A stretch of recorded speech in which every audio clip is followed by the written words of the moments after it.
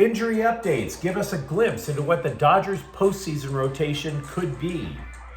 USC's defensive front gets a surprise boost from Wyoming. And a UCLA basketball legend gets honored, and maybe deserves your prayers too. Good morning. I'm James. This is your daily dose of sports and snark for the greatest sports city in the world, Los Angeles. This is the faithful Angelenos Morning Report. It's September 12, 2024. Later today, I'll be heading back north for work and hating it. Hating it all. Enjoy the hate later. Let's be joyful now and talk some LA sports. If you like being in the know about LA, clickety-clack the like button. Clickety-clack the subscribe button. There's a notification bell. Hit that. It'll let you know when we drop new content. Sharing is caring. Let people know we exist, and by all means comment. Now, before we go through the news and notes, a look at the scoreboard. Dodgers 10, Cubs 8. Shohei Ohtani hit his career high 47th home run of the season and then turns around and steals his 48th base in his pursuit of being the first person in baseball to go 50-50. Tommy Edman hits 2 home runs. When we talk Dodgers playoff pitching, by the way, feel free to exclude Bobby Miller. The dude allows 6 earned runs in 4 1/3 innings. His ERA is over 8. The Dodgers' division lead is 5. Seattle 90, Sparks 82. 6 straight losses. The Sparks would have to win out just to get to double-digit wins this season. They have the worst record in the league, pretty much locked up. Throw in the damn towel. Please throw in the damn towel. Meanwhile today, not a damn thing. So last night, I take a peek at the MLB network after AEW Dynamite, and the topic that they had was, what will the Dodgers postseason rotation look like? And they had 2 analysts in somewhat decent suits, and they were like, I don't know. So I'll do the work for them. Not that you can take this to the bank, mind you, but at least it's better than dirt. Tyler Glasnow, for example, held another bullpen session, and he threw a full complement of pitches. He's going to throw a simulated game on Friday. He will get at least 1 rehab start. Second, I would not put a lot of stock into what this part is, but Tony Gonsolin's buzzer-beating try to get back to the majors after Tommy John surgery last year. His attempt began in earnest with a start in AAA Oklahoma City on Tuesday, and he pitched 2 shutout innings with 3 strikeouts, 2 hits, no walks.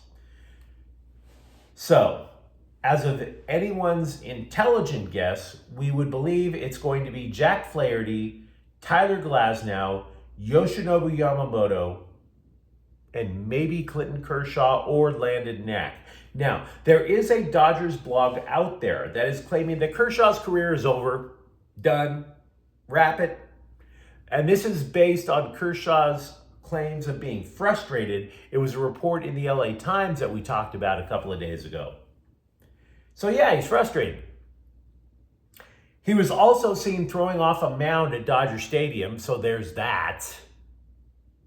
In other words, if he threw off a mound at Dodger Stadium and he's like, this sucks, I can't go, the Dodgers would probably say, you know what, we're going to shut you down, and then tell us.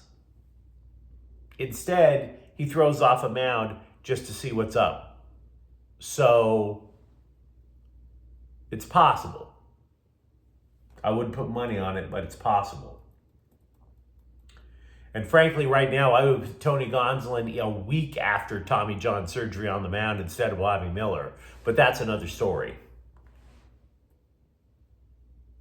With all the flow of players that are rushing in and out of Heritage Hall during the offseason, it's seriously easy to get overwhelmed by it, lost in the weeds.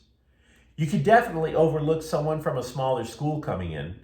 The LA Daily News paused, and then they realized, hey, defensive lineman Gavin Meyer transferred in from Wyoming, and is currently starting over the much more ballyhooed Bear Alexander. If you remember, Bear Alexander temporarily entered the portal to leave USC, and they had to talk him back in. I saw them play LSU a couple of weeks ago. I didn't even see Alexander in the starting lineup. He's still not starting. Now, Meyer, meanwhile, came to USC because after he got his degree with the Cowboys, he heard he might have a shot with the NFL, so he had 1 year left of eligibility. He's transferring into USC, and he's definitely taking advantage. DeAnton Lynn referred to him as, quote, just a guy that does everything right, unquote. Meyer was touted for his run defense specifically. Now, to be clear, Alexander is still getting playing time. He's getting good playing time. He's played just one fewer snap than Meyer has. But the coaching staff is talking up the idea of Meyer and Alexander lining up side by side as the season goes on. So we're starting to get an idea of the nucleus of USC's defensive front. And a guy from Wyoming who has no reason to be on that field other than to try and impress the NFL scouts is definitely making an impact. CBS has, I would say, about 100 and so dopey rankings and lists about football. This includes weekly updates for the top quarterbacks for college. USC has two, kind of. The one that the Trojans actually do have on the roster is Miller Moss. He's ranked 8th. He completed 70% of his passes against Utah State. He actually dropped a spot since last week because he's not going bombs away like he did in the Holiday Bowl. But the interesting thing to me is the other quarterback from USC is Jackson Dart. Do you remember Jackson Dart as a freshman playing against Cal as the final sands just slid through the hourglass during the Clay Helton era of misery? Now, Dart obviously no longer plays for USC. He's over at Ole Miss. He's ranked 6th. Side note, by the way, if you go on NFL mock drafts now, you will see Miller Moss ranked pretty damn high in the first round. So, much like we were saying about Caleb Williams, should we start enjoying Miller Moss while we can? Take a moment and do two things for UCLA basketball legend Rod Foster. 1, congratulate him for being inducted into the school's Athletic Hall of Fame. It's apparently going to happen tomorrow. 2, consider praying for him.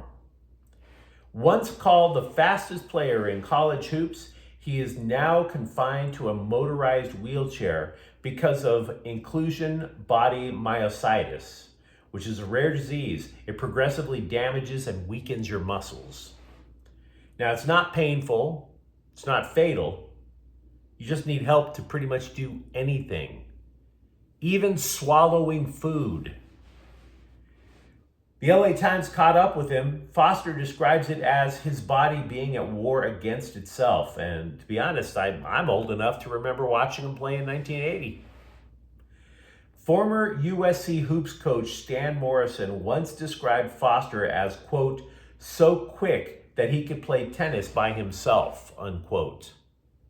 So yeah, the guy's actually being helped out by his sisters just to eat, just to put on clothes, and you can imagine everything else. So feel free to throw up a prayer for the guy. The Rams have brought back corner Ahkello Witherspoon, who played all 17 games for LA last year, picked off 3 passes, but didn't sign anywhere as a free agent. In addition, offensive lineman Steve Avila and Joe Noteboom were officially put on injured reserve. They'll be out for at least 4 games. Now, Avila going on the IR, was expected. Noteboom was only a minor surprise because he had an ankle injury, but we've talked about this through the years. If it's not a broken ankle, when you have an ankle thing, it's either going to go for 2 weeks or for 4 weeks, depending on the severity. Basketball players are experts on it because, of course, they go, they jump, they get a rebound, maybe they come down and they roll their ankle over somebody else's foot. Anyway, Noteboom's tests were not particularly positive, so it's 4 weeks. The earliest that they could return is week 7 against Las Vegas because there is a bye week mixed in there. I don't know why Matthew Stafford does not get the credit he deserves, even now. Considering all the rules that are in place to protect quarterbacks, if you're a damn good pocket passer, you could have a lengthy career. I mean, there's multiple reasons why we're still talking about Aaron Rodgers, why we spent so much time through the years talking about Tom Brady. It wasn't just because Brady was winning Super Bowls. You could barely touch him. All he had to do was get the ball out so you didn't get a clean shot. Next thing you know, he's about as old as I am and he's still throwing passes. So we mentioned earlier that they rank everything at CBS. Stafford was ranked only 8th in their NFL quarterback ratings. Bananas. Because look, no offensive line to speak of. Puka Nacua was out. They were on the road. It was against a playoff team, and he still spins out a 300-plus yard game.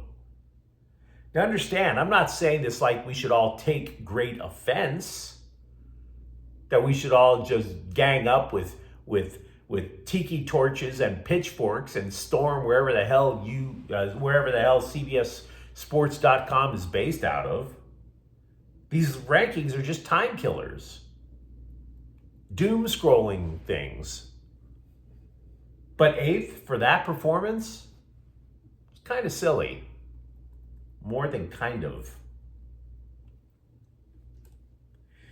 Dejan Joveljic will be able to play in El Tráfico on Saturday. This is according to Galaxy manager Greg Vanney. Maybe even to start, and that would be pretty helpful for a couple of reasons, not the least of which he's still the Galaxy's leading scorer high. That would be kind of helpful. LAFC has also added a legit soccer player to the back line. He must be legit because he only goes by one name, Marlon. It's a Brazilian thing. Look, if you're a Brazilian player and you only go by one name, apparently you're a thing. And which, by the way, should have been a hint to the LA Galaxy a few years ago why they never should have signed Douglas Costa, because he has 2 names and he's Brazilian. That should have been a big hint. If his name was Douglas and that's it, maybe you get a better idea that you should sign this guy. He wasn't good enough to drop the last name over in Brazil. But I digress. Marlon is 29. He's played in the Ukraine, so perhaps he'll feel pretty much at home by playing in South Central. Sparks player Derica Hamby went on a podcast I have no desire to listen to and said when the Sparks played in Las Vegas last month, she got booed so bad that, quote, I fought back tears the entire game. It was heartbreaking, but people don't fully know and understand. They're just going off the sport aspect of it. I understand that, unquote. Apparently you don't understand it. You sued their team. There are maybe, 3 villains in the WNBA? 3. Which means aside from Caitlin Clark, you are one of only 3 people that anybody knows in the WNBA. I mean, we can talk all we want about, the WNBA is growing. It's all because of Caitlin Clark. You have to remember Brittany Griner's name, and she was held in a Russian prison. And still nobody boos her. I mean, Caitlin Clark gets hate because of a bunch of race-baiting grifters, right? The other 2 people who get hate is for how they treat Caitlin Clark, and then is Derica Hamby. Caitlin Clark Two people who despise Caitlin Clark and Derica Hamby. She's the only person in WNBA history to get booed for having nothing to do with Caitlin Clark. And even that was so bad that you had to keep from crying? For all we know, your lawsuit might even be right. But what did you expect them to give you in Vegas? Did you expect them to give you a feather boa and a box of Mrs. Fields cookies? A bouquet? By the way, the WNBA and the Aces have asked the court to throw Hamby's lawsuit out. Now, I don't know who's going to win. Either way, be sure to stock up on the Kleenex because it's going to be supremo emo. But you let me know what you think in the comments thread. Who would you put in the Dodgers postseason rotation? What would you think about, what are your memories, I should ask better, about Rocket Rod over at UCLA? And if you enjoyed the content, don't forget to subscribe to Faithful Angelenos. We're talking LA sports every single day here. Thank you for watching. I'm James. We'll be back tomorrow. Faithful Angelenos is a Kian Cortel Queso production. Take care.